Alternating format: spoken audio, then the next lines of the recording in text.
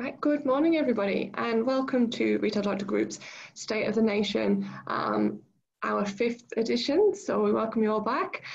Today we're talking about digital rebound and transformation. And we welcome with us today Kelly Slessor from ShopU, Matthew Craig from MindArc, Abby Vora from Ocular, and Joshua Nathaniels from Amazon Web Services. Each going to speak a little bit about what they're seeing in the market at the moment through digital changes, AI, and give us a bit of an overview. And then we're going to have a bit of a group discussion about some of the issues and some of the key learnings we can take away. If you do have any questions for our panelists, feel free to shoot them through the Q&A function of Zoom during the webinar, and we'll raise them at the end. Okay, so firstly, I'd like to welcome Brian Walker, CEO and founder of Retail Doctor Group, to give us a bit of an introduction as to what we're seeing in the market. Thanks, Anastasia, and good morning, everybody, and personal thanks to our speakers and co-panelists today. The State of the Nation series we've run now over 4 pieces, which have really focused on the physical assets, if you like, the physicality, dealing with COVID, and of course the omni-channel positioning for retailers. And it's been very ideally pragmatic, really trying to help retailers, A, weather the storm, and B, start to rebound and recover and plan through this. And this is no different. And with the help of our guests, this is very much around the positioning of digital, virtual, AI, and really thinking about what strategies can retailers employ, engage with, to grow their business through this place from a digital/retail ecosystem perspective. And so as we welcome each of the speakers, they will talk about some case studies, their findings, all with this perspective. What I will do is just quickly set the scene a little bit and talk about what we've seen through our own Retail Doctor Group Insights work and what we're seeing generally in the market. That is, of course, with the growth of online and the integration of online. And this is actually the work that Anastasia and the team have been doing at Retail Doctor Group Insights. And here we went out and looked at retailer sentiment through this period, very much about where were the pivot points, what were the strategies, how would online, as it obviously grows, how would it play a central role, and what were the sort of the sentiments and machinations of that. So the first slide shows us that 4 out of 5 retailers, these are all CEOs, expected online sales to increase post-COVID-19. And of course, that's obvious enough. But what infrastructure was being put in place? What was the priority? What was the inventory position? What was the positioning around this? What did this mean to the physical asset infrastructure? So that first slide gets us thinking and talking with our clients about that positioning. And through, of course, COVID-19, as we saw in some of the earlier work, retailers associated with home retailing, very much cocooning by consumers, nesting, if you like, we're all doing very well. And of course, we saw in our survey, 13% of consumers increasingly buying more groceries online and getting more adjusted and habitual in their behavior. And again, we think about that from time, the currency of time, and how consumers are using time. What we did see also was that, consistent with our global insights, 10% of consumers are now utilizing click and collect. So for retailers, it's very much about, if you're in that category space, what are the key infrastructural setups? How do you grow this? How do you position it? Right through to staffing efficiencies. I think one of the key things as well, this was consumers talking about what they plan to do in the future as well post-COVID. So we're expecting to see this trend continue significantly. So there's a real alignment between consumer expectation and retailer adaptation. And businesses like Bunnings, Super Retail Group, as they deploy more capital into digital, are really positioning themselves around this service, greater fulfillment offering. And this consumer sentiment that Anastasia refers to shows us that, again, online participation, acceptance across a broader range of demographics is increasing. And so this propensity to consume online is increasing. What does that mean for the physical environment, and how do they integrate? This will be a topic that Abu and the others will take us through, but by 2021, retail and consumer product companies are planning to use intelligent or AI automation across the value chain. So we're seeing this really interesting piece around the use of AI, distribution, fulfillment, and remodeling retail to be very much about service-driven fulfillment, speed, efficiency, and range. And I know Kelly will make some comments there. And of course, we still fundamentally believe in the physical, tactile asset. People are social by instinct. They will want that environment, but they have to be evolved. How are they evolving in a digital marketplace? In other words, what's the role of the store as a digital touch point? So we'll debate that. And as we know, it's 80% of consumers interacting with brands or products through digital before arriving at a physical environment. And that's even changing. But the really interesting piece is customer path to purchase. At what point is digital interface? And what is the resonance in brand between online and physical environments? And as I start, it's only really these couple of slides. What we saw in April v. March was that online sales, largely driven by the catalyst that is COVID, grew 26.4%. That a $900 million increase in Australia compared to January 2020, a $300 million increase to December. So obviously spiked. The question will be how much of this spike will maintain and what will the growth rate look like post-COVID. So in April, we saw about $2.61 billion spent in Australian retail, and online retail turnover reached 11.1% as an average. Now, that's the start of the spike. Typically, we expect averages somewhere just short of 10%, 9.5%. But it's interesting, I was looking at various categories. Homewares comes to mind. 40% of their business done online, even in a pre-COVID world. So it is just an average. So without any further ado, ladies and gentlemen, I'm going to introduce you to Kelly Slessor. Kelly is head of ShopU, wonderful speaker, commentator, and implementer in this space, a friend of our business, and has a lot of great content. So Kelly, I'll pass to you. Thanks, Brian. I don't know how I got promoted to head of retail assets. That's a new job role for me, but someone could send me my job description. That would be great. Anyway, so thanks, Brian. I think, you know, Brian shared some amazing numbers there and some growth that we're seeing. And I don't need to scream numbers at you to show that we've seen a seismic shift in behaviours in the last 2 months. Australia's Post saw an increase of 80% in online shopping over 8 weeks compared to last year. Average basket sizes are up, conversion rates are up, people are shopping with a target or goal, and they're being much more purposeful. We've seen across the PVH group, for instance, that people are spending more and they're going into store or going online with a goal to shop, and therefore they're converting at a higher rate. I've seen one of the retailers that I've worked with for a long time go from around about 2.2% conversion rate to 3.5% conversion rate over this period. So there's lots of growth happening is what I'm saying. But ultimately what we've done is we've retrained the world. We've taught customers to shop local, to shop online, to expect alternatives and more convenient methods of fulfillment. And psychologically, as customers, we're more concerned about our safety, our financial security, and the basic layers of Maslow's hierarchy of needs. I think there's a false economy going on at the moment because we're still in the security of job keepers. We're still in the security of managing through and managing the current budgets and stocks and things like that. I think the transformation and the change we will see probably won't happen until September, October time. And I think we've still got some big changes coming.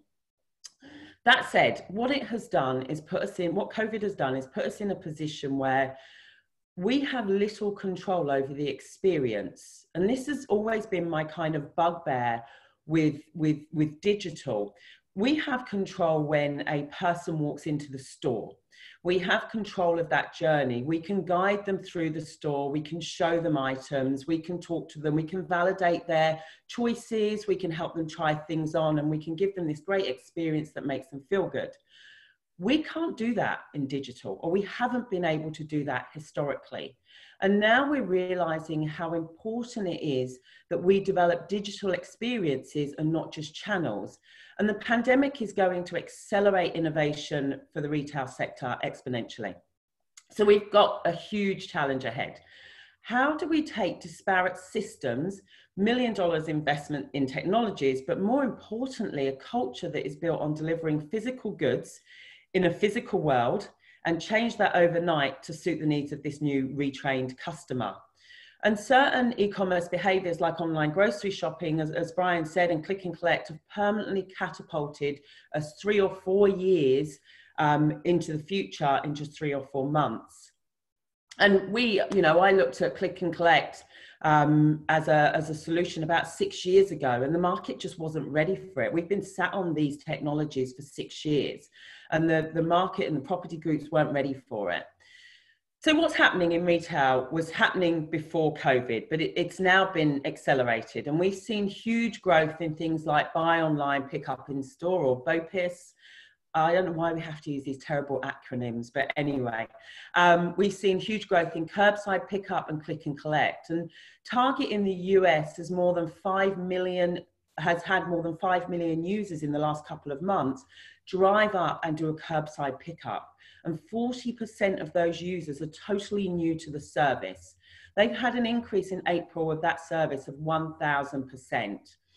We've just built and delivered a click and go solution for Lend-Lease, and we launched that up on the Sunshine Coast. Mervic have rolled out Mooney Ponds, Westfield have delivered Westfield Direct, and property groups or shopping centres have realised that they have to provide a digital solution. There's been a realization that they can't just provide space, they need to provide a connection to that space and work with retailers.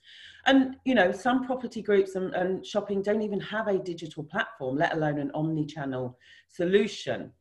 And this is where I believe that virtual malls will come into play. And this is where I believe we'll see the growth of virtual malls.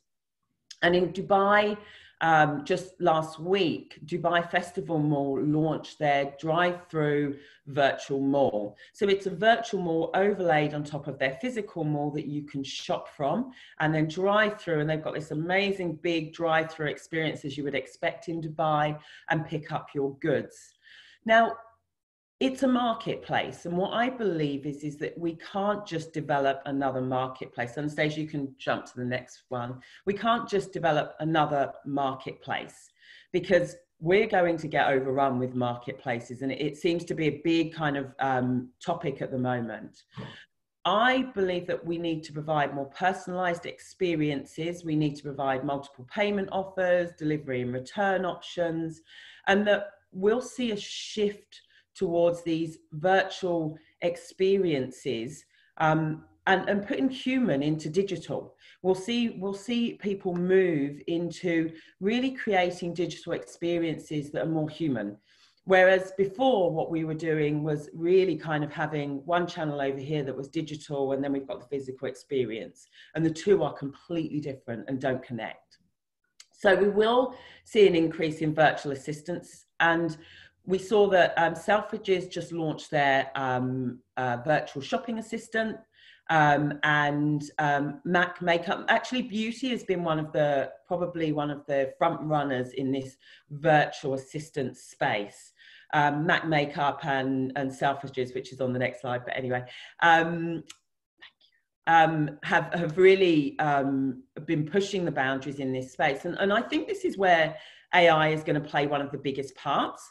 I think in that delivery of virtual assistants, understanding when a question can be answered virtually by a bot, and understanding when we need to move to human to really assist the user in creating or developing or purchasing a product. I think what we'll see is that we'll move from multi-channel, which is what most retailers are offering at the moment. So a multi-channel being, I have a store and I have a website, but omni-channel being one that seamlessly brings it all together.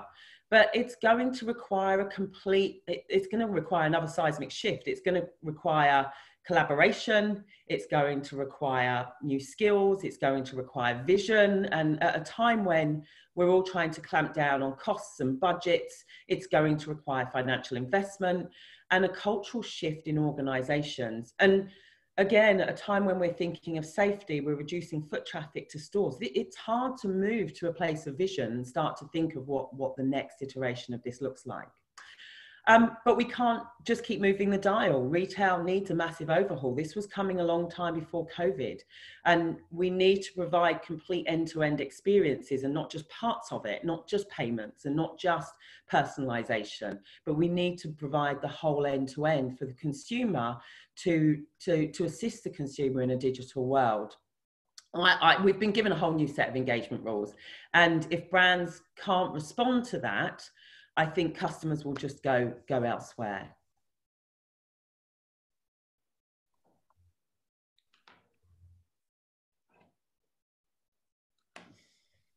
You're on mute, Anastasia. Thanks, Kelly. Apologies. I'm having a few technical issues this morning, pressing all the wrong buttons. Thanks for that. It's a fantastic overview and some really great examples of what we're seeing on the market as well. Great. So now I'd like to introduce Matthew Craig, coming from MindArc. Good morning, Matt, and give us a bit of an overview of what MindArc do and what we're seeing. Sure. Morning, everyone. Thanks, Anastasia, and thanks, Brian, for getting us involved in this great webinar. I'll just start. So I'm going to be talking a lot about our experience as an e-commerce agency. So I wanted to give a quick snapshot of what we actually do and the type of work we do. So we're a team here in Sydney. We also got offices in Southeast Asia. So we work with brands not only in Australia, but also overseas in Asia. And we have three key arms that we operate in. So there's the digital side of things, which is a lot to do with technical infrastructure implementation, website setup, platform optimization.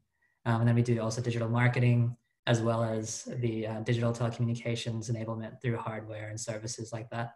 I think if we jump to the next slide, that's just a bit of context in terms of what we actually do, because that'll give a bit of flavor as to our experiences over this time in COVID and over the last 10 years or so that we've been working in digital. So I guess the key concept is the evolution of retail is occurring faster than ever. Now, it was already occurring quickly before COVID, but based on what Kelly and Brian and Anastasia already talked about, we're seeing obviously an acceleration of that.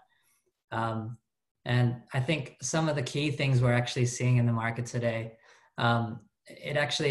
this is more than a response to COVID-19, but I think this is going to set the foundations for what we're going to see into the future. So we're seeing new technologies emerging rapidly.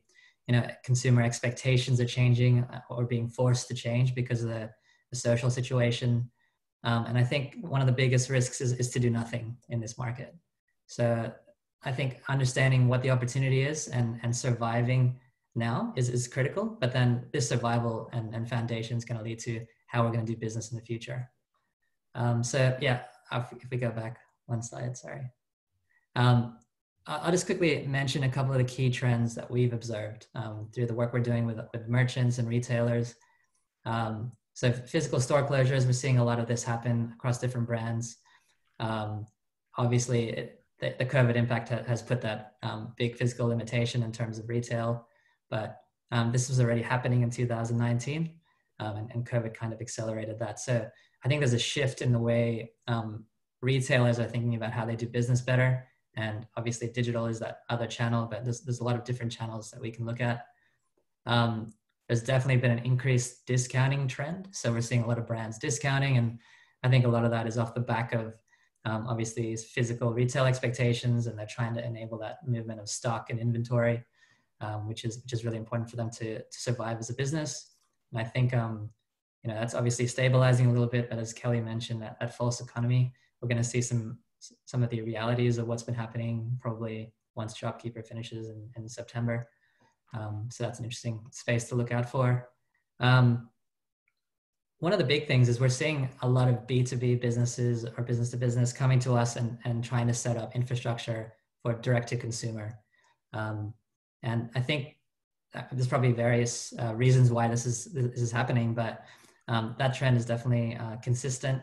And I think it's having that information to access customer directly, and then being able to use different channels to make sure that there's continuity for business is important. And I think that's why there is that trend to see the shift to D2C. So yeah, definitely something to keep in mind. Increased online sales, I think that's already kind of been covered by what Kelly and Brian and Anastasia have already talked about. And another really key one is purposeful consumption.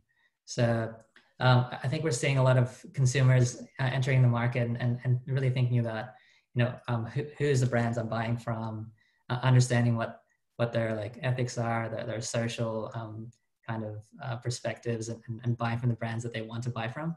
So that's definitely becoming more and more of a factor when people are deciding to buy from brands. And lastly, payment flexibility. I think a few people have already touched on this, but buy now, pay later options, the convenience of paying the way you want is something that has definitely been emerging over the years. And I think what we're going to see more of a focus on actually is the idea of convenient commerce. So payments is obviously one factor of that, but I think convenient commerce is going to be something to keep in mind when you're analyzing how you're going to effectively execute omni-channel operations. So I'll jump to the next slide. So just a quick high-level overview, I guess, on like a practical approach to digital, and just a couple of quick tips. A lot of the time companies come to us and there's a lot of, I guess, complicated concepts and ideas that they try to explain or say that it's part of their requirements. I think one of the key things you can do at this point is to really simplify what you're trying to achieve and understand what those goals are. Particularly, the need to respond quickly is definitely one of the key factors at the moment. A lot of companies are focusing on quick implementation because obviously their hand has been forced due to the way COVID's impacted the economy. But with quick implementation, you have to think about simplification and understanding what the key critical things are for your the way you deliver your digital channels. And then you can always have that idea of iteration and improvement and evolution over time. But yes, definitely to keep that in mind. Just get back to sorry. Know where your customers are looking and where they're buying. So that's a very critical thing. I think a lot of people come to us and say they want to be on every social channel because they see that everyone's talking about everything. Really try to understand what the key channels for you are. Look at what your competitors are doing, where they're really leveraging social channels like TikTok and Instagram, Facebook. Try to see where you think the opportunity is and where you think customers will look to then hopefully buy. Obviously, there's different elements of exposure versus generating sales, but I think definitely try not to just spread yourself thin by going across every platform and not doing any one well. And the last thing that we always push is make sure you're capturing the right data. So analytics is key. It's critical to how you make decisions. And if you don't have the right analytics set up and you're not sure how to look at that and that's not being captured, I think that it's going to lead you to making a lot of mistakes without knowing why or where those mistakes are happening. And now, one of the biggest questions we always get asked is, how do you pick which technology to use as part of your technology stack to deliver digital commerce? And I think there's probably hundreds of different technologies you can implement for various things like loyalty, customer engagement, emails, social advertising, and all that stuff. But I think the key thing here is really to understand obviously there's a cost element to a lot of these things. Understanding where your costs versus opportunity lies in each platform, really knowing, how much of a maintenance footprint each platform has. There's a lot of really advanced marketing automation platforms out there, but they actually need a lot of effort from, ironically, even though they're called marketing automation, a lot of it needs a lot of effort to set up and maintain. But from a scalability perspective, you get a lot of gains there. But if you're starting out and you don't have that kind of resource to really put time into one platform, because you're probably going to be dealing with multiple platforms for different purposes, it's really about understanding what that footprint looks like. And I guess kind of just to reiterate what Kelly was talking about, and I really agree with this, the movement from multi-channel to true omnichannel. So just having your digital site and obviously having physical retail, that's not omnichannel. You want to make sure that the experiences across the different channels you sell on have some kind of cohesion and integration.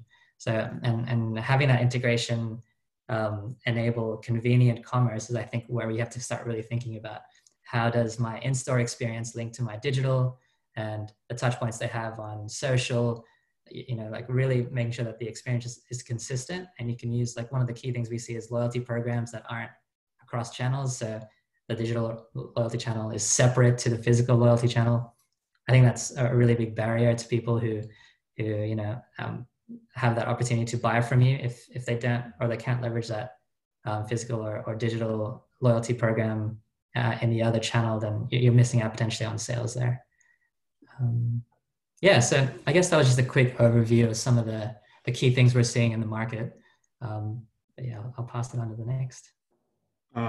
Just a quick recap, if I can. Firstly, thank you, Matthew. That was great. And to Kelly and Matt, as we move forward into this session, just want to come back at the panel discussion around the topic of innovation, the topic of raising capital for retailers, because we're seeing retailers with store closures, 4 to 6 weeks, funds available to keep trading.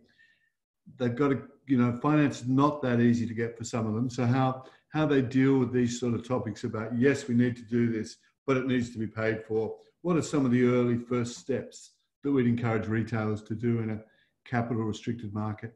But for the time being, we're going to introduce you to Abhi Vora, who is CEO and founder of Ocular. I have the pleasure of being on the advisory board for Ocular and do some wonderful work in AI. So Abhi, over to you. Perfect. Thanks, Brian, Anastasia. Thank you for inviting me to this webinar and opportunity to speak over here. Appreciate it. Morning all, just a quick introduction about myself and Ocular. So as Brian said, I'm the co-founder and CEO for Ocular.io. Previously was with Deloitte for almost 14 years, working predominantly with large sort of technology companies, media, and in the retail space. Now, Ocular is really it's a SaaS-based retail technology company. And we have built a sort of a suite of automation solutions that help in doing two things really. One is reducing cost for the retailers. And secondly is increasing conversions for them for the online and the e-commerce play.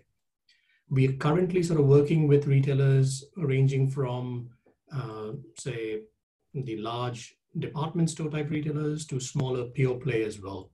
And in the categories of, say, fashion, apparel, sort of footwear, jewelry, watches. But there are other use cases that we are exploring as we move forward as well. What I want to maybe cover today was really sort of the theme of what has already been mentioned a couple of times. Just a few stats which have already been shared to set the context and really spend a bit more time on what's the impact of that we are seeing, at least from our clients that we're speaking to. What's the fix, or potential fix, and how do we really start that forward? And I'm sure this all will set the context and we'll take it forward in the Q&A as well. So again, amazing growth, as already mentioned, March to April was a huge jump in e-commerce. E-commerce has been one of the few sort of bright spots, if you like, during these sort of crazy times that we're living in. The next slide shows that there's a difference between the pure play and brick and mortar retailers who have an online presence. And the pure play guys have, had 100% growth, whereas brick and mortar with online have got a sort of a half of that. And partly this is because the pure play have been more geared to onboard the traffic, go through the fulfillment, the customer service. That's what they live and breathe. Whereas brick and mortar with online presence look at this as a channel, as previously mentioned, not quite as the omni-channel. It's a small, 5, maximum 10% of the business. What is the ROI on that? Should we be really investing and not? And suddenly everyone is focused on that. So that's the stats and trends, but what's been the impact? And really we can sort of bucket it into maybe 3 key points. One, definitely it has accelerated e-commerce by, some say, almost 3 years, and sort of narrowed the gap between what we were in Australia to compare to, say, the US and the UK, and narrowing that bridge almost. The second is this sort of great amplification moment, which, if I can share a quick example on that, speaking to the head of e-commerce for one of the large sort of retailers in Australia, and they agreed that yes, there was great traffic, that was good for growth, but it also amplified all the problems and issues they had in that e-commerce business. Whereas customers and the customers were willing to talk about it on Twitter, etc., on these problems they faced, right from merchandising to making it easy on the website to search, to fulfillment, to waiting for 1 hour on the customer service call, to again understanding the customer and seeing what to buy. And the e-commerce head was saying that it didn't help that the entire senior management of this retail company was focused purely on e-commerce, because that's the only channel that was trading, of course. And there was a lot of pressure. They didn't have enough staff to deal with the issues, even though those issues have always been there. But there was a certain urgency to fix it. And so talking about the third point over here was that, yes, it is accelerated e-commerce. There was this great amplification of the challenges and issues, and it showed the clear need for investment in any of these different areas. But investment when? Obviously now is the right time to invest, but how do you make sure that you get the right ROI over here? Because as mentioned, that there's a bit of a false economy where once the job keeper and job seeker goes off the boil, that's when there'll be a true hurt in the market for customers not being able to afford to buy the products, retailers maybe not able to invest in this. So how do you prep the board and internally to make sure that you're looking at a longer horizon of the ROI and not that I invest $1 today and I want a return in 6 months' time, which is just setting up for failure. And July and August will be fine because of the pent-up demand, which has been there, where people are just urging to go out and do, but what happens after that? So really, what's the fix? Now, it'll be unfair of me to say that AI and technology is the only answer to all these problems. That's not true, but it definitely is a large part of the solution. And again, any of these sort of technologies need to be looked at as enablers, as tools that can help drive automation and personalization in the business so that it can really free up human capital, the teams to be able to do more productive tasks because what's the end goal? The end goal over here has always been to make that, and again, the end goal hasn't changed post or pre this crisis. The end goal has been to make sure that the experience that customers have is unique, it's one and differentiated. And there was always margin pressures and resource constraints. So AI and technology can be an enabler in making sure that you can drive automation by automating some of these mundane and manual tasks that a business has, increasing conversion, increasing personalization to make sure that you can hit that unique experience. And that's where AI offers a tool to do it. So how best to get started in here? One approach that I've seen work relatively well is a simple one, but it goes something like, it's always going from the problem to the solution and not the other way around. So you're almost having to identify what are the key problems within that e-commerce process and the value chain. Picking out the top 3 in each of them and saying, okay, now we will maybe test one of them. And instead of waiting to say we'll accumulate the funds and we'll start this process in a year or 2 years' time, you're just picking 1 or 2 issues that you think can be solved, picking what solutions might be able to help out in solving that, and then testing it, seeing what the outcome is, seeing what the solution is, and then educating the broader organization or team on saying, okay, these were the results. and then getting them excited about, okay, it worked, what else they can apply. To give you an example, one of the retailers that we work with is called Blue Bungalow, and they had a challenge where they wanted to automate some of the tagging process that they do. So one of the solutions that we offer is an ability for, maybe if we can go to the next slide, is the ability for a retailer to automate the tagging process, meaning we have built a visual recognition software that can scan the online product that the retailer is selling, say the dress in this example, and it can automatically say it's blue in color, it's sleeveless, it's floral, etc., and about 15 other attributes. Blue Bungalow came to us and say, we want to make sure that the underlying data that we have in our website, which is used to create filters, used to do SEO, used to do search, is appropriate. And we did the tagging, and really what it came down to was two things on the last slide. When we did the tagging and they tracked it in a relatively short period of time, that of course they were able to reduce cost and time of doing the actual tagging, because that's, if anybody has done that, that's really tedious, manual, mind-numbing work, which they would not be able to get right if they were doing it manually. So it was able to save time and cost. But more importantly, they were able to move the dial on conversions. They were able to lift that, which is what they saw as a win for them. They used this to educate the broader organization about what happened, did a case study on this, and then said to others, where else could they apply technology or AI to help move that needle further. So on that, I think I'll pass it out to Joshua, who will talk a little bit more about the cloud-based services. Thanks very much, Abhi. Some great topics, and particularly want to move into this space of really capturing the data in the most efficient way, the platforms that can do this, and then, as you say, accelerating tagging, accelerating choice for consumers online, and then linking that ideally to both offline and online. Thank you. We have been keen students of the Amazon growth, both globally through Ebeltoft and domestically through our work led by Anastasia and our insights work, and obviously, as I say, keen students. So we're delighted to have Joshua with us today. Joshua is a solutions architect with AWS and is a very experienced retail and cloud specialist.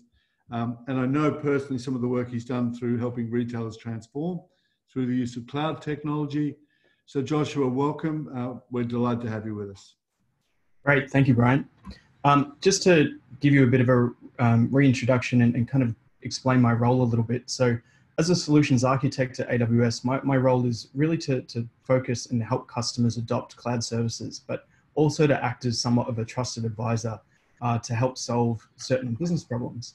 Now, in my recent years, I've specialized purely on retail, and I've worked with a lot of the largest retailers in Australia and actually lead our technical field community for APJ here in Australia.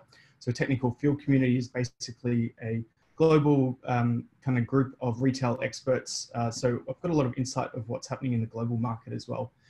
Now, the reason why I want to kind of give you a bit of context on that is I want to share some experiences with you of some of the key trends that I've seen in the retail market in how COVID has affected retailers, but more specifically the digital channels.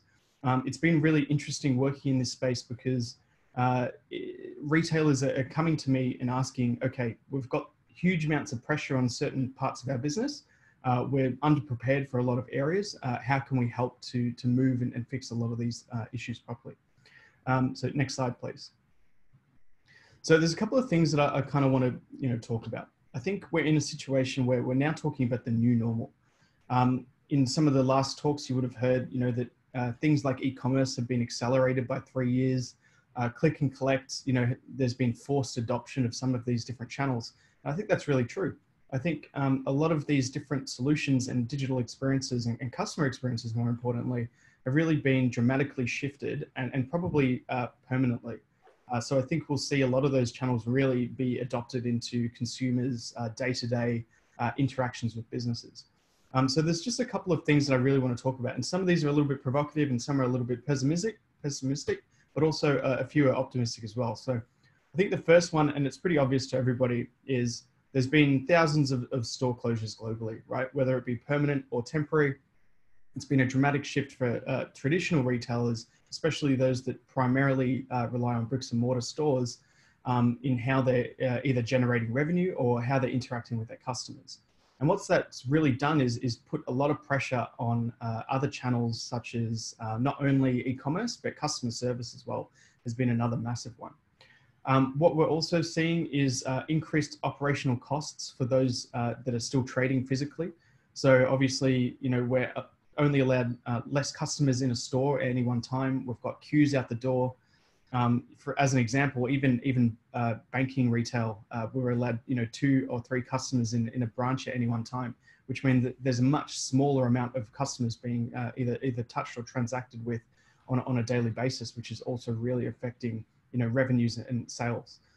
The other thing is the increased hygiene measures. We can even talk about this. You would have seen in the media, any large-scale operations, you know, fulfillment, supply chain, as well as in-store, have a massive overhead in increasing hygiene measures, which is, you know, a massive overhead in terms of operational cost. We've also seen a lot of retailers trying to implement AI-based services in their logistic and supply chains to enforce social distancing between warehouse workers and, you know, and different parts of the supply chain. So you'll see that there's a lot of use of AI and computer vision in some of those use cases as well, which I'll go through a little bit later. And I think this is probably the main and important one. The massive increase on the demand for channels such as e-commerce and customer service is unbelievable. A lot of the retailers I'm working with are actually doing bigger volumes than Christmas on a daily basis.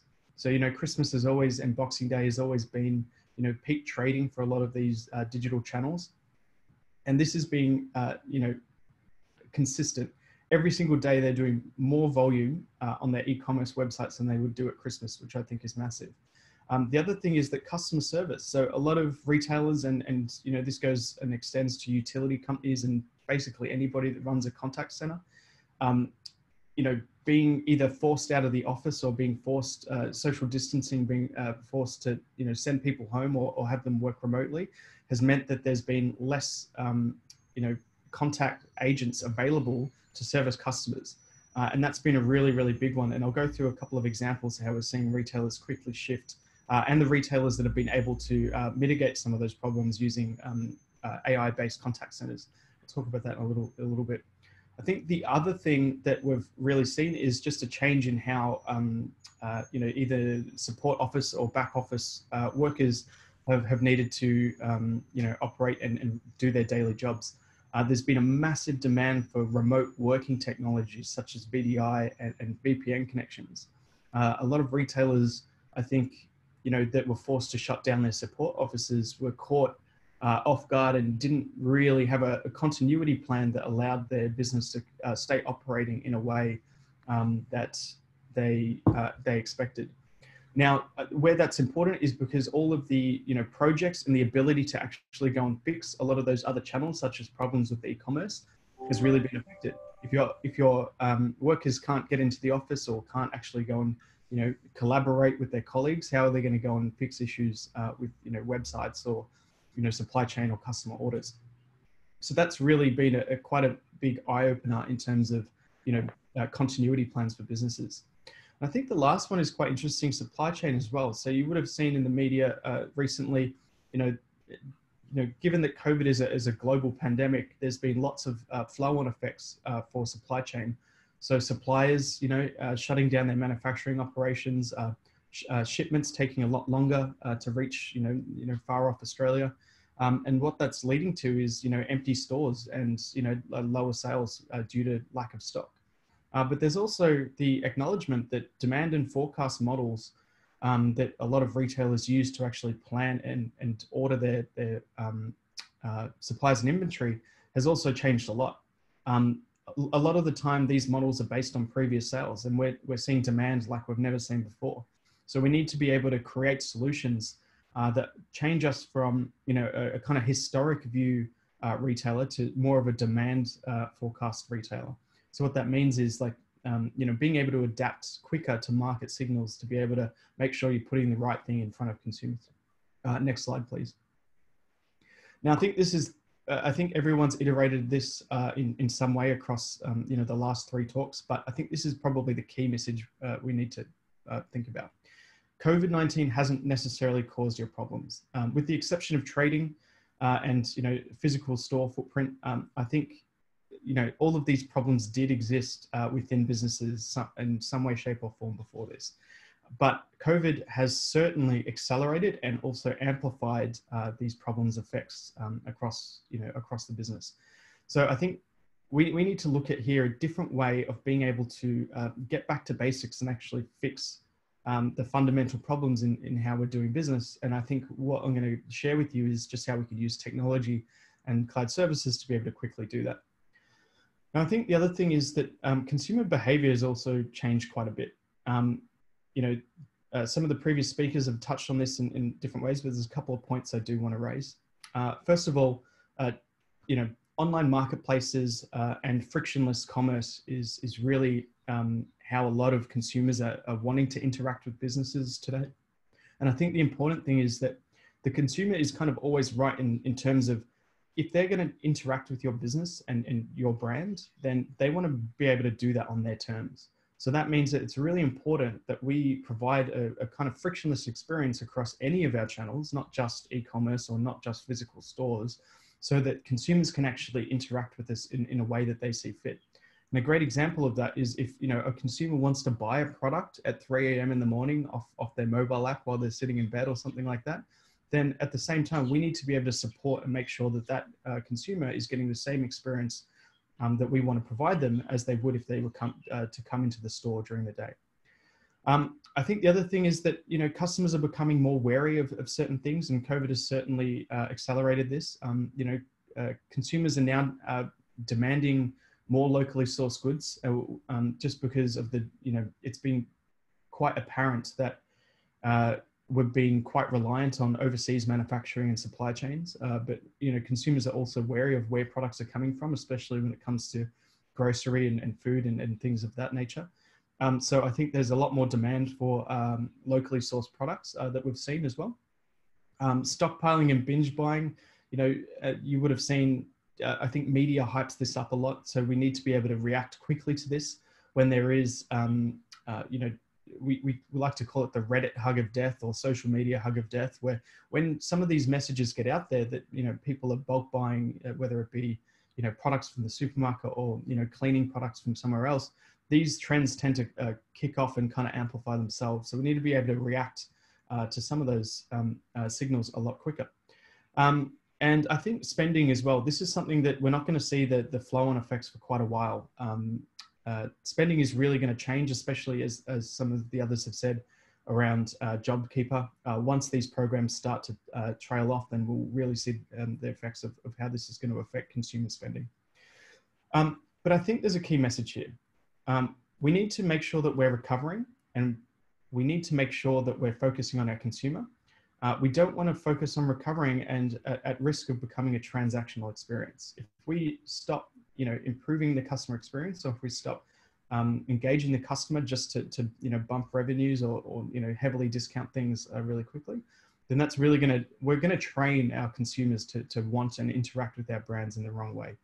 So I want to kind of touch on some of the kind of ways that we can have a continuous improvement on the customer experience side of things. So the customer experience flywheel, this is an adaptation of the kind of flywheel that Amazon, you know, rumor has it, Jeff kind of doodled it on the back of a napkin. And where this is important is there's the same kind of principles apply to customer experience. The more engagement you have, the more touch points you have, the more data that you capture, the more insights you can generate. The more insights you can generate and give your customer a better experience, and the more trust you can build with your consumers. And the more personalization that you can actually build into that customer experience, then the more engagement that you're going to get. And what we find is that this flywheel really kind of feeds itself, especially when it comes to you know, improving experience. Next slide, please.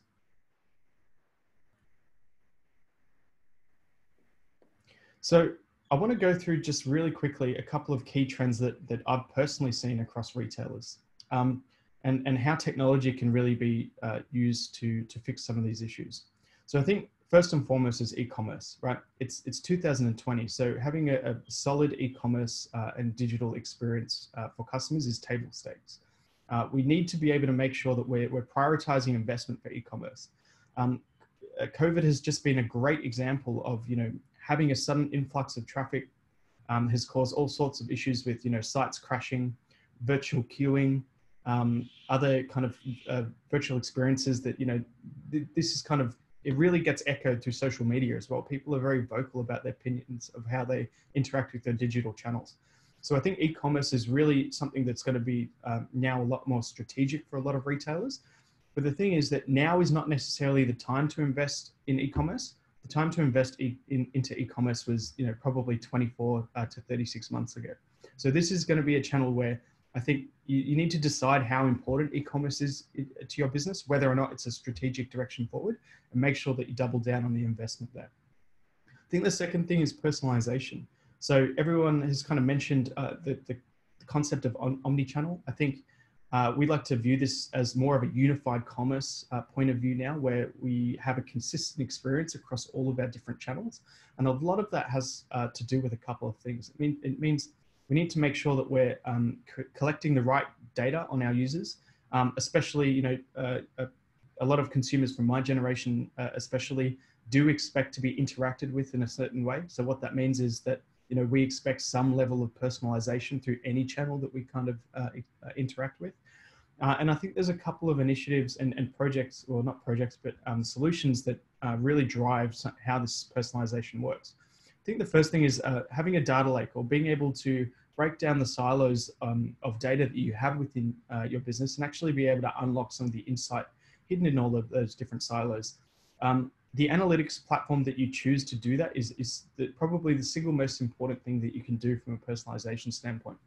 AI and machine learning, although that AI and machine learning can be a great solution for many problems, most of the time it's basically useless without data. So unless you've got data to be able to unlock some of those insights, the machine learning is not going to be your silver bullet. I think the other thing is being able to give customers a more granular view of, creating a market segment of one. We don't want to treat people in, larger demographics. We want to be able to provide insights right down to the one-to-one kind of market segment. So that's really, really important. I think the next thing, contact center, this is one that's been massive and has kind of exploded in the last 2 to 3 months. With, contact centers shutting down and agents not being able to work, whether it be because of, physical constraints on having, the right hardware or not being in the contact center, there's been a massive demand for contact centers in the cloud. And we actually have something called Amazon Connect. And this has been really, really popular. But one of the things that it does is it allows you to stand up a full IVR solution in about 20 minutes. And, dynamically use AI-based services similar to Alexa to be able to, service your customers and give them a personalized and automated experience, as well as being able to talk to humans. And I think the retailers that have weathered the storm really well on this have all basically been used a similar type of solution where workers could move, contact center agents could actually move into their homes and be able to, man the contact lines seamlessly. And I think the last one is frictionless experiences. So, you would have seen in Brian's presentation before, some of the frictionless experiences and the amalgamation of digital and physical, being able to create things like just walk out technology where you can walk into a store, grab something off the shelf and walk out again, being able to use an app to actually scan your click and collect and collect something from a locker. These types of frictionless experiences are really changing how consumers interact with this. So we need to decide on what the right level of digital integration is with our physical channels. Next slide, please. So how can technology help? I think, you know, there's a range of tools and services that will allow you to get started really easily with this. Now, I'm not saying that these are products that you necessarily should adopt, but I want to make you aware that there are things out there that can help you with some of these things quite quickly. So in any of these, you know, areas that you explore, there's generally solutions that can allow you to at least experiment effectively to be able to build something into a bit of a feedback loop where you can test it with the market and actually see if it's going to work. So I'll give you a great example. You know, Comprehend, so on the lower right corner, this is a service that will allow you to basically very easily either take contact center or transcriptions of, you know, customer calls or interactions or customer reviews, and actually feed them through a sentiment analysis engine to be able to understand what your perception is of how, you know, users are interacting with your brand.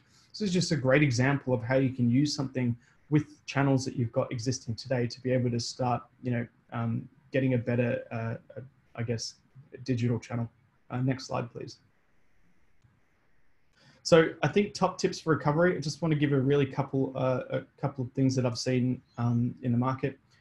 Number one, focus on recovering revenue, but, you know, don't risk becoming a transactional experience just to bump up revenues.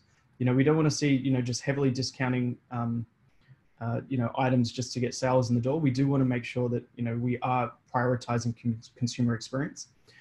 Number two, accelerate investment in innovation. As I said earlier, you know, these problems haven't necessarily been caused by COVID, but they have been accelerated and amplified. So we want to make sure that we're getting the basics right. Like, we want to make sure that we're getting e-commerce right. We want to make sure that we're developing better insights, whether it be demand forecasting or personalization. And I think the most important thing is we need to react quicker to the market signals. And we do that through innovation and experimentation. Number three, don't be put in this position again. So we need to take this opportunity to actually rethink some of the problem areas that we've experienced. We don't want to necessarily fall back on that old mindset of being able to just cut costs and get back to normal and do the same thing that we've always done. We want to make sure that we're actually rethinking how we can be more adaptable and make sure that we can respond quicker in the future. And number four, unify your channels. Consumers really do want to be able to interact with your brand, you know, whenever, however, and wherever they want. And that could mean any time of the day. And there's one thing that I am going to kind of just leave you with. I think the key message that I've seen with retailers at the moment is the retailers that can adapt the quickest are generally the ones that are the most successful in the market. And I do recommend that if anyone's seen this before, there's something called the OODA loop. The OODA loop is an old kind of military strategy by a guy by the name of John Boyd. It's all about creating efficient feedback loops where, you know, you as a retailer can actually look at ways of being able to react to what's happening in your environment quicker. So if you're looking for a good way of being able to basically iterate through, you know, feedback loops really, really quickly and make fast-paced decisions, I do recommend looking up that. And that's all from me. Thank you. Well, thank you, Joshua. That was an excellent session as well. So I'm going to now move us to the panel. And maybe I'd like to start. Kelly, you made an interesting comment as we moved into this about the psychology of bricks and mortar retailers having to adapt to an integrated environment, integrated network, and thinking about digital. Are there any interesting sort of case studies that come to your mind, or are there examples where retailers have had to think, oh my God, how do I accommodate this? What do I do? What sort of organization structure do I need? How do I get my head around this? I think you're on mute, Kelly. There you go. Someone needs to sort that Zoom problem out, right? We just need to fix it. So I am very fortunate to work with, you know, a lot with small retailers right up to big retailers. And I think what I've seen in the smaller retailers is this dynamic shift and just constantly challenging, evolving, and looking at new innovations and new technologies. And some of the things that I've seen are, you know, things like offering experiences. So I'll give you one of the examples. There's an organization that does art, and they bring, it's called Courtesy of the Artist. They bring artists together in a really amazing format, but it's done in a physical space. what they have recently done is launched a virtual experience. And the virtual experience is actually getting people to understand rare gems and actually experience those rare gems and how they're made and senses and things like that by sending out home packages to people so that they can be part of this online experience. And that's taken them a while to get there. They've had to build out the kind of, build out that package. They've had to, you know, educate people on a whole new way of doing things. But then COVID just took off and they went, let's just do it. And they built this amazing experience. So I'm seeing small retailers shifting a lot quicker than the bigger retailers, definitely. And they've got much, you know, they've got smaller teams. They don't have to educate them. They don't have to, they live and breathe it every day. And it's interesting, isn't it? Because when I think about Joshua's point around data, and so critical to be able to get the right data, and Matt made this point, interpret that data and make decisions. What's the onus then on our businesses that are involved in data, point of sale systems, companies and so forth, to lead the way, to adapt, to provide that springboard for retailers? And I'll ask that to Matt, because I know that you're involved with this closely. Yeah, I mean, that's a great question. I think data, as part of what Josh mentioned in his talk, was that it's almost critical to be able to enable everything after that in terms of decisions, as I mentioned, and then he mentioned things like how to enable AI. Without that data, you don't really have the foundation to do something like that. Now, the biggest challenge we see is the number of different data points you can have as a retailer, particularly when you have multiple channels, you know, in different areas. Like you could have marketplace access on things like eBay, Amazon. You'll have your website, obviously your physical data. How you get that into one centralized data repository is definitely a big challenge for a lot of retailers. And then while you do that, then making sure that there's meaningful consistency and integrity in that data. So and how, there might be a practical example here, Matt, but how do they start that journey? Is it looking at inventory, for example, and saying, okay, how do I get real-time inventory into this business? How do I create endless aisle? What's my stock levels going to be? Are they the types of questions retailers are talking to you about? Yeah, that's right. So there's a lot of systems that we typically work with retailers on, ERP systems like Apparel 21, you know, or FBS Harmony that, you know, a lot of retailers probably use in this part of the world. One of the challenges is then understanding, okay, what does my platform online need? So my website needs these data points for my products. How does that look like compared to the way my physical stores manage inventory? And then how do I then consider what is a warehouse that is purely for distribution versus now integrating all my stores and considering them potential distribution points? So there's that really big complexity to enable what we're talking about. Omnichannel is not necessarily easy to do it well. And to be honest, the starting point and the foundation is getting that data mix right. So making sure you have clean data is critical. And I think that's usually the first biggest issue is a customer comes to us and says, cool, this is our 20 years of historic retail data. Now I want to make sure it hooks up to all these systems. And the common pitfalls are the data in the system is already not clean. So, you know, information in the wrong data points not structured to actually match what your product offering looks like. So they're using incorrect data structures and going through an exercise of and this sounds a little really complicated, but I guess it's really worth the time and effort to put in to understand, okay, how can I structure my data that makes sense for all channels? And then from that point, that should be your basis. And then from that point, understanding what each channel needs that's unique. And then you can create systems or middlewares to translate that data for each platform where necessary. And then that's kind of part of what we do is we help companies understand that mix and that ecosystem and how data goes back and forth between the different channels. Brilliant. And Abby, I think about AI, and of course, over in the last few years, it sounded a little Orwellian, hasn't it? A little bit of sort of to the future, and which is right. But I'm wondering from a mid-sized retailer perspective, you're talking to them about AI, where do they start? Where does it all fit into the topics that Matt's just been addressing? Yeah, no, absolutely. I think you're right. I think when we talk about AI, I think there's a general sense the brain goes into, AI trying to take over the world and, robots going crazy or something like that. That's one bucket, but the other bucket is almost AI and all that. That's probably a bit for only the larger companies to be able to handle, etc., and not for the smaller retailers. But that's not quite true and the reason it's coming forth now is mainly for three reasons, really. There's been what we mentioned in the beginning of this question. There's been an explosion of data, right? There's so much data available now.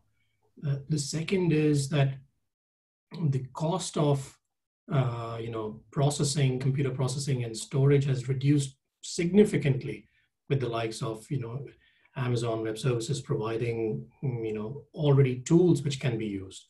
And third is this ability of cost at which it can be accessed. So really for a small and medium-sized retailers, it should not be a question of, I want AI in the business or I want technology for technology's sake. It's not that. It's really identifying there is a problem and being open to the fact that there are already solutions out there. No one is asking a smaller retailer to go and create a new sort of product. They're ready-made products which can be used, but the only thing over there is to have the patience to be able to test it, trial it, and see what answers it will give. It was not a plug and play where I just plug it in today and I want the movie to be played right away. I think that's where it's not really the technology, it's really a cultural thing where we need to be willing to be able to spend that time. It takes a bit of planning and effort and to get the responses. And really, cost and technology should not be a barrier because it's really come down significantly now. Yeah. I maybe add to that. Please do. So I think the other really important part for especially smaller organizations and businesses adopting AI and machine learning is using the right level of service. So a lot of the AI services that are available now, especially through the major cloud providers, AWS as a great example, are designed to be consumable by basically anybody with a simple development background or anyone that can use a simple API. So what that means is a lot of the models and services now have set purposes and can actually be interacted with, and all the models are actually pre-trained. So what you do is you really focus on bringing the right data to the model and being able to use some of these AI services to get a specific outcome. So I gave a quick example before for Comprehend. You're able to feed that AI model, your customer reviews or, transcribes of your custom service logs, and actually be able to understand topics and sentiment really, really quickly. So you don't have to have, a data science team or anything to get started. So yeah. Interesting. So if I could play the add to that as well. I think sometimes we in technology tend to talk AI rather than customer experience. And I think what we need to move to is talking about how AI or, what's the customer experience we're trying to improve or serve or deliver, and what's the benefit we're trying to give. And I think, coming back to that purposeful consumption, and I don't mean sustainability, I mean actually I've got a goal, I've got a purpose, I'm going to the shopping mall to get something, or I'm going online to buy something and I want it and I want it now.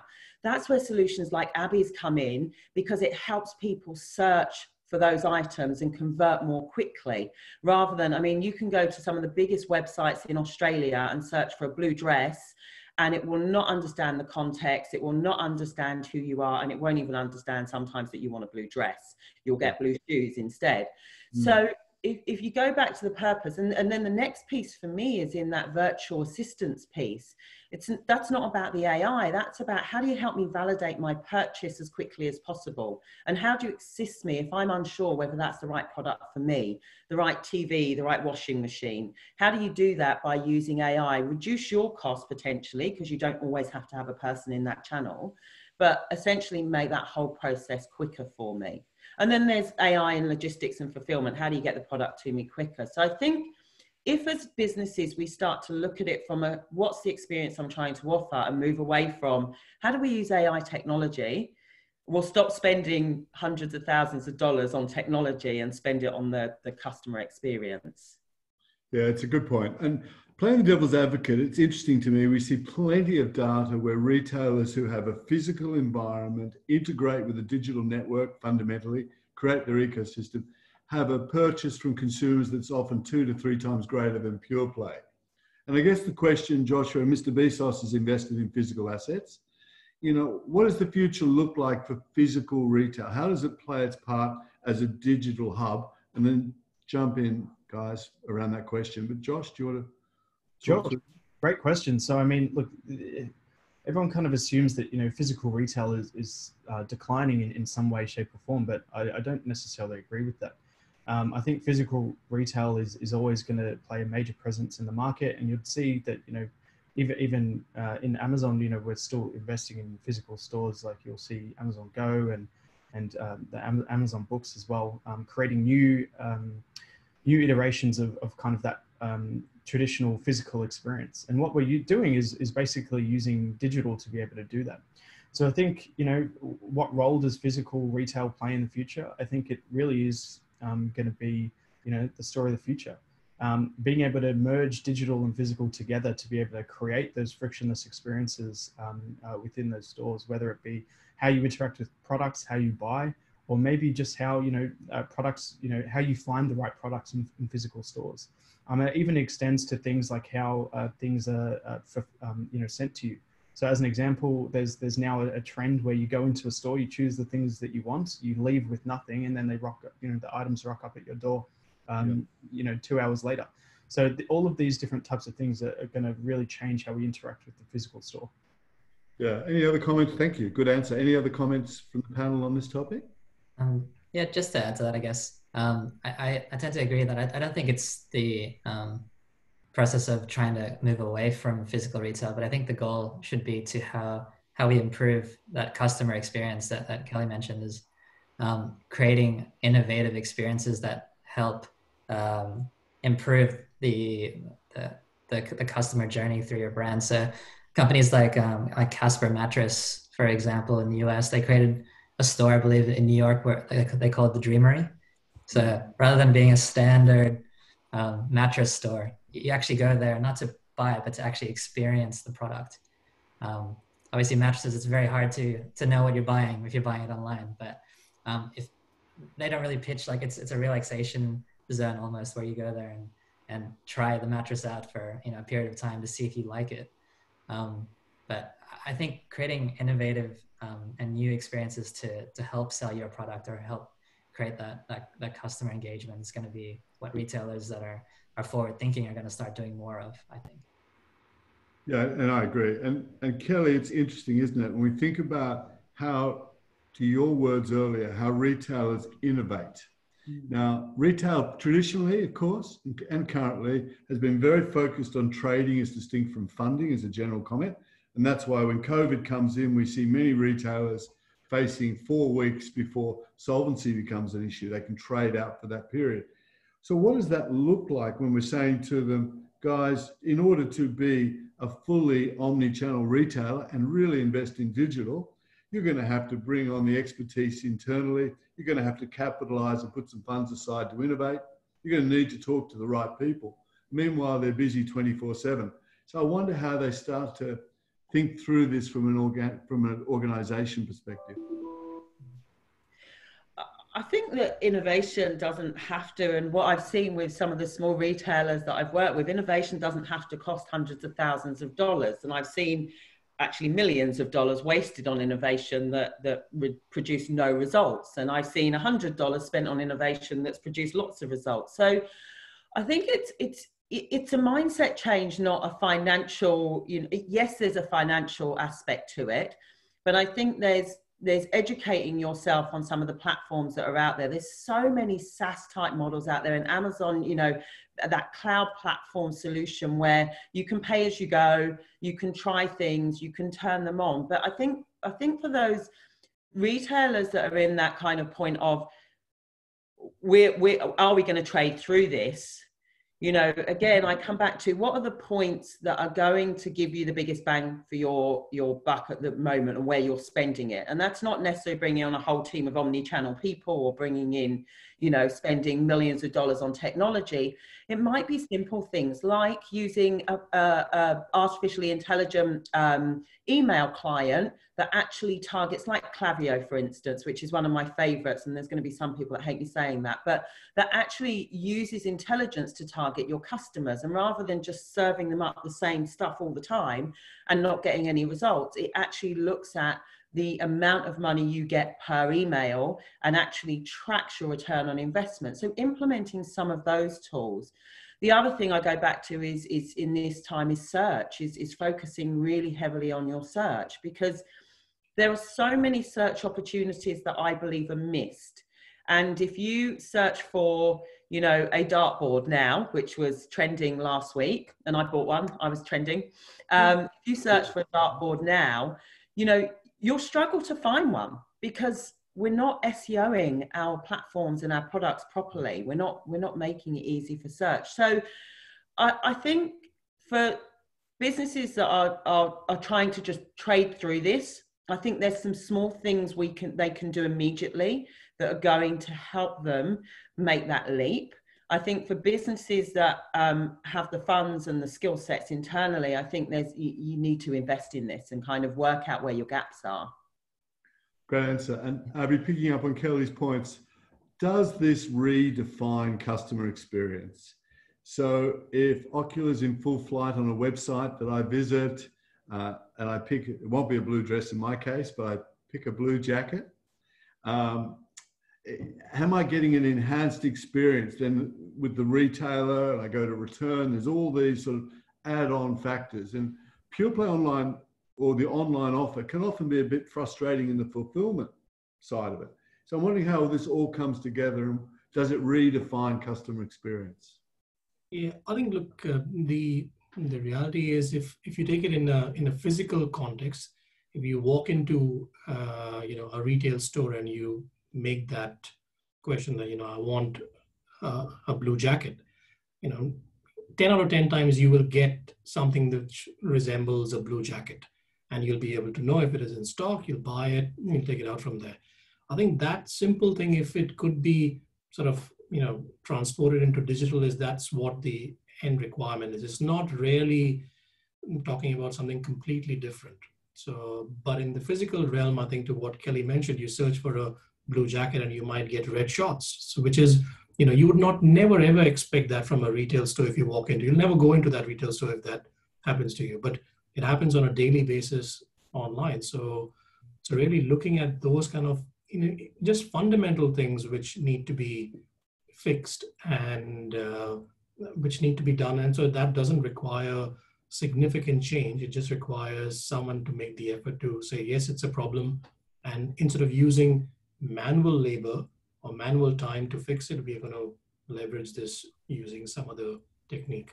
And just if I may maybe comment on the innovation side that you were mentioning before. So I think I completely agree with what Kelly was mentioning earlier, that it's not, sometimes innovation can just mean, a product innovation that we are, changing the product that we are about to sell, but it can also mean, innovation in the business model, the approach in which we're going from cash only to maybe subscription model or something like that. And it could be innovation of a process. So those things can help all aid to, because end goal, I think everyone agrees, is to provide that differentiated, unique experience. But how we get there could differ completely. Good answer. Anastasia, and thank you. I think we've got a couple of chat questions. We'll throw that open to other questions if they're there. Yeah, so one of the ones that's come through from our attendees is, how do we see food and beverage making the transformation from multi-channel to omni-channel? So do we have any sort of specific pointers in the food and beverage sector? Any clients there that are thinking through this fulfillment for food and beverage? And is that question really thinking about how supermarkets like Woolworths have picked up on the delivery, fulfillment, competing with Uber Eats and so forth in the service model? Any sort of thoughts there, guys? Again, in hospitality, I've seen a lot of food, restaurant, takeaway, delivery type services. I've seen a lot of them adapt their models. And, even some high-end, really high-end restaurants have now developed a kind of sister product and a whole new range of products that suit that home, takeaway, delivery service. The problem is the cost of some of these platforms to integrate them is so high. So now they're looking at solutions that they can deliver themselves. And I've seen massive growth again in that kind of drive-by, curbside pickup or click and collect. Plus the fact that we as humans don't want to pay the huge cost and fees of and having delivery, especially if, like me, you've got a family and on a Friday night, everyone wants different things, you know, with hospitality in particular, or you're going to be able to give everyone something different, you're going to pay a lot of money. So in that particular area, I'm seeing a lot of innovation. In food and beverages in general across Woolworths, I mean, their growth has been phenomenal. Their challenges, and actually I was out with one of the Woolies guys a couple of weeks ago. Their challenge is getting things on the shelves. You know, it was interesting because he is married to the general manager from Arge, and he was saying that one of their challenges is getting things on the shelf, and then on the other way it's getting things off the shelf. So we're going to see some developments in innovation in that area. And even we're seeing some developments in artificial intelligence to track things on and off the shelves and to be able to replenish stock quicker. And I think personally, that's where the question is really sort of heading. How does AI play its role in this whole FIFO sort of stock management process, customer experience, and all those pieces? So, Brian, just maybe to add to that really quickly. So I think you'll see, you know, players a lot more focused on, you know, warehouse automation and fulfillment automation. So you'll see in the media things like, you know, Coles partnering with Ocado. I don't know if anyone's familiar with Ocado, but, you know, great, automation, warehouse automation and fulfillment for grocery. And they were a grocer based out of the UK and realized that they would, you know, develop this capability and actually started marketing that technology to other grocers.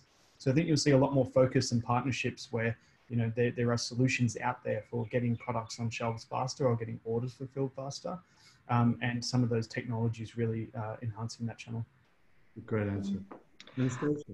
Yeah, I've got another question here on how do we grow conversion rates? So how do we get this call to action to consumers and more convert? So I think, Abby, you talked a bit about how having the right search terms was showing this increased conversion.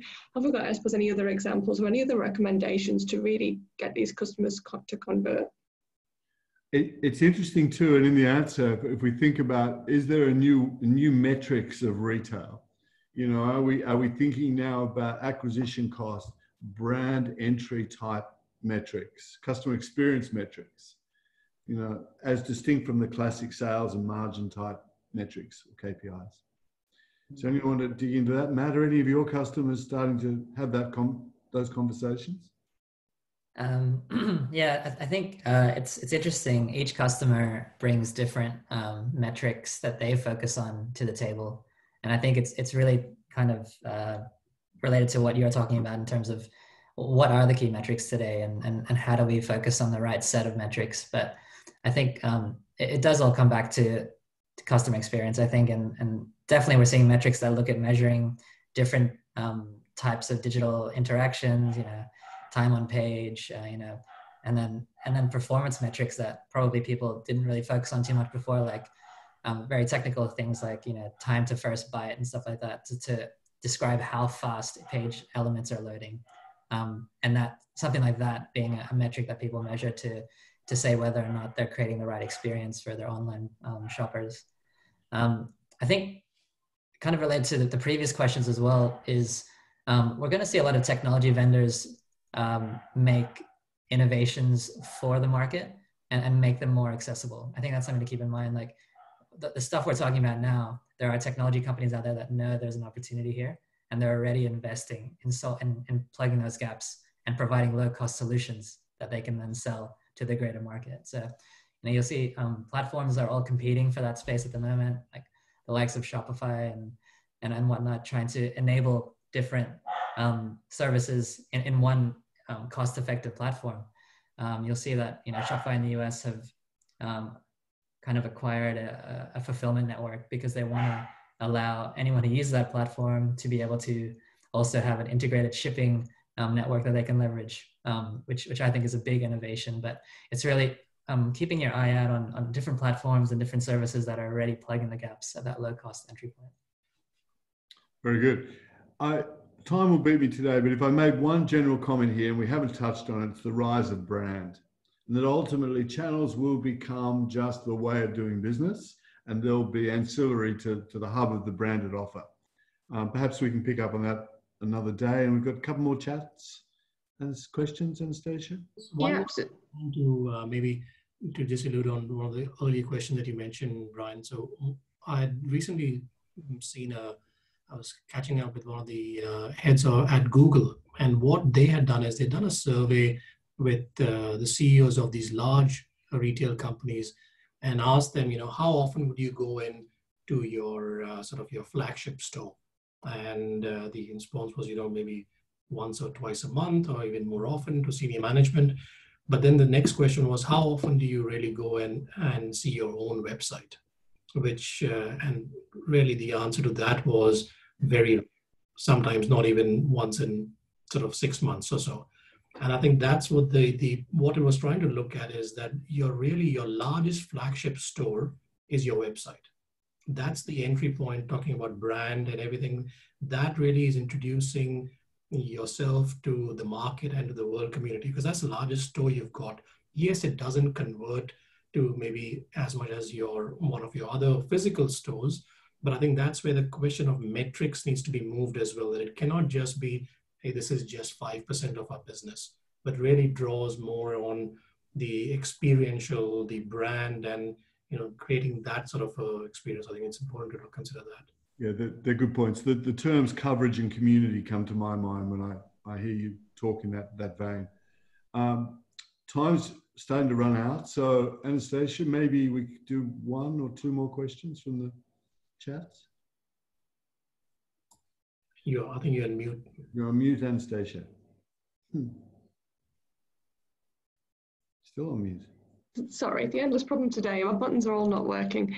Yeah, we've got quite a few questions coming through today, so unfortunately I'm not going to manage to get to them all. We've got one saying, we're seeing very much an increased, are we seeing a demand for increased AR and VR solutions? And what kind of solutions are we seeing as the key trends here? And I think we've kind of covered this a little bit, but maybe some more examples would be good there. Any of the panelists? I think Joshua might have some views on AR, VR, etc. But what really I've seen is some very good sort of prototypes and very good in sort of pilot conditions where they are really controlled. But once it gets operationalized for the larger customers and community to use, I think the expectation goes from sort of 0 to 100 pretty quickly. That it might be built around a specific use case for people to be able to test or see some products instead of going into an actual shopping mall. But then once you actually use it as a customer, I think your expectations move up very quickly on, oh, I should be able to use this, I should be able to use this, I should be able to use this. And you don't really adopt it until it gets to that. So I think it's being able to adapt and sort of get to that use case pretty quickly. I think there's still a gap in that. I think AR and VR are technology looking for a problem to solve, and they haven't quite worked out what problem it is they're going to solve yet. We've seen some good applications in beauty, definitely, but across the piece, I don't think we've really worked out what the value is to the customer. And I think until we do that, and we'll see that evolve over the next few months, over the next 6 to 12 months, I think. Yeah, we're seeing a lot of activity in the homewares industry for homewares as well. Yeah, for augmented reality. So I think that industry makes a lot of sense because obviously as stores start opening now, that it solves that problem. But before, when you couldn't go into store to see homeware products, you could use, well, obviously shopping on mobile is increasing dramatically. We're seeing numbers upwards of 50% of shoppers use mobile devices to do their shopping online. Yeah. And so enabling augmented reality through mobiles has been a big thing we've seen, and being able to see a vase on your table in the dining room, or seeing products like a couch or a new seat in the space you want it to be in using augmented reality, I think is a really good tool. Even with physical stores reopening again, actually seeing that product in the space you want it to be in is going to be definitely a useful tool going into the future. Very good, very good. I think, ladies and gentlemen, that brings us right on time to a nice landing. And firstly, to the panel, I want to acknowledge and thank you. I also want to apologize for not using the scripted questions. So thank you for the way you went about that, which I always knew was in good hands. It was interesting just to reflect that Kogan's market cap is greater than David Jones and Myers combined as I sit here today. And that really is the telltale bellwether, I think, for where this is all going. And congratulations for being at the forefront, for partnering with Retail Doctor Group. And I believe copies of the podcast will be available, Anastasia, on the webinar. So, and then we move into a mid-July State of the Nation, really focusing back into that physical and really helping retailers through the next phase, but with a strong ear out for digital and online. So we'll send out your details and we thank everyone for attending. Any questions that remain unanswered, we'll deal directly and bring them back to the panelists involved. Everyone okay with that? Thank you very much. Thanks, Abby. Thank you, everyone. Thank you, Kelly. Joshua, Thanks, thank guys. you very much for your contribution. Thank you very much, Matt and Anastasia, for pulling this together. Thank you. Thanks, everyone. Thanks, everyone.